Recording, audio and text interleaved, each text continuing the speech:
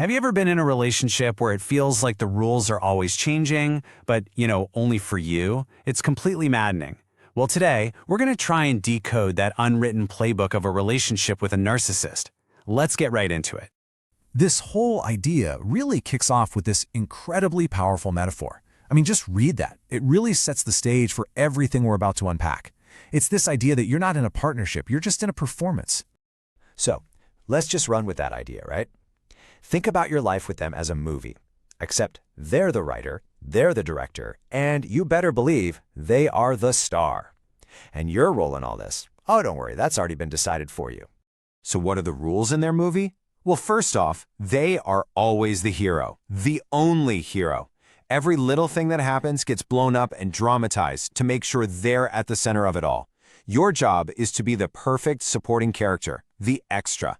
And the biggest rule of all, you are never, ever allowed to outshine the star. The second you seem better than them at something, you've gone off script, and you've ruined their big scene. And this whole movie thing, it leads directly into this world of just insane double standards. It's like you're playing a game, but you and the other player have two completely different rulebooks. Okay, take privacy. For the narcissist, they have every right to go through your things, to check up on you, to spy. But you? No, you don't get that same right. And get this, if you ever call them out on it, you're likely to get a whole lecture, maybe even a sermon, about how spying is a terrible sin. It's a rule that only applies one way. And then there's this feeling of always being on trial. You constantly have to justify the most basic things about yourself. Your name, why you went to the school you did, your job. You're always on the witness stand. But them? Oh, they're totally immune. They're accountable for nothing, not even for, as the source puts it, tampering in your psychological settings. And it all comes down to the fundamental rule of what the source calls the dirty game. For them, anything goes. Anything is okay as long as it gets them what they want. But for you, nope. You have to operate under these super strict, narrow conditions that you can never, ever break. The whole game is just rigged from the very beginning.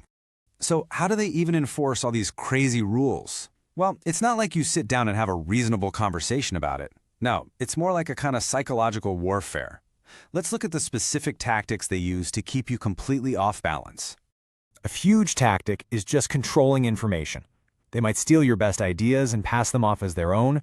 They'll only give you little bits of the truth, just half-truths, so you're always in the dark. But the most insidious part is this. They make sure there's no common language of understanding. And that's on purpose. It's the reason arguments go in circles for hours, and you never, ever get a resolution. Now, this is just wild. It's a very calculated process for giving bad advice. You go to them, you ask for their opinion. So what do? They figure out if what you want to do is actually good for you. And if it is, they will actively tell you not to do it. And the worst part? They wrap that terrible advice up in the language of religion or piety, making it sound like they're just looking out for you. Okay, let's shift gears to one of the heaviest parts of this whole dynamic. We're talking about the emotional weight they put on you.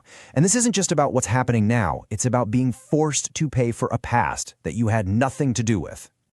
The source puts it so bluntly. You are made to pay the karma for their bad childhood.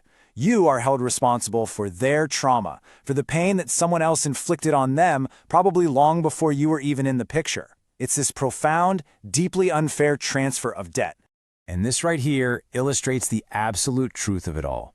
The amount of responsibility you have for what happened to them when they were a kid, it's zero. A big fat zero. Absolutely none. Like the source reminds us, that stuff happened before you were even born. So you have to wonder, what allows someone to act like this? To create their own movie, their own set of rules, their own entire version of history? Well, that leads us to the final and honestly the most grandiose piece of the whole puzzle. The ultimate justification for everything they do. And there it is. This is the core belief that holds up the entire structure. They don't just see themselves as the hero of their little movie. No, it's way bigger than that. They believe they are literally a manifestation of God on earth. And that belief puts them above the rules, above you, above everyone. So if they see themselves as this divine being on a mission, what does that make you? Well, it casts everybody else, including you, as the demons and the sinners. Their entire life becomes this holy war, and any action they take against you is completely justified because they're fighting for the side of good. So as we wrap this up, we're left with one last, really crucial question to think about.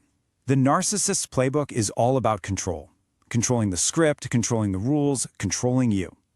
So if you find yourself playing a part in their movie, it's worth asking yourself, who's writing your script?